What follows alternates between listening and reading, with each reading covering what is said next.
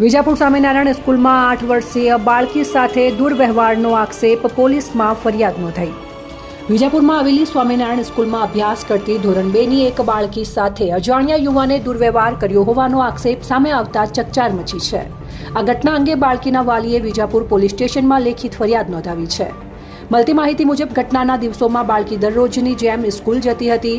આ દરમિયાન તારીખ 19-20 નવેમ્બર 2025ના રોજ અજાણ્યા છોકરાએ બાળકીનો હાથ પકડીને સ્કૂલ પ્રાંગણના પાછળના બગીચામાં લઈ જઈ તેના શરીરના પાછળના ભાગે હાથ ફેરવી દુર્વ્યવહાર કર્યો હોવાનો આક્ષેપ કરવામાં આવ્યો છે। ફરિયાદ મુજબ આરોપીએ બાળકીના હાથ પર ઇન્જેક્શન જેવું કંઈક આપ્યું હોવાની પણ માહિતી સામે આવી છે। આ ઘટનાની બાબતે કોઈને ન કહેવાની ધમકી આપી હોવાનું પણ જાણવા મળ્યું છે।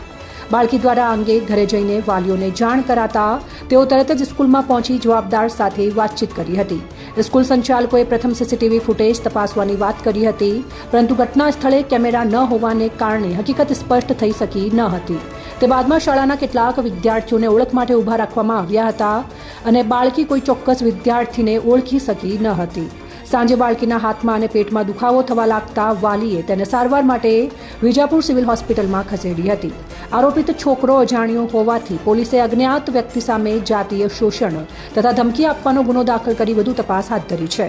સ્કૂલ તથા આસપાસની જગ્યાના સીસીટીવી ફૂટેજ સહિત તમામ શક્ય દિશામાં તપાસ ચાલી રહી છે। વિજાપુરમાં બનેલી આ ઘટનાએ વાલીઓ અને શાળાઓમાં સુરક્ષા અંગે ફરી એકવાર ચિંતા વ્યક્ત કરી છે।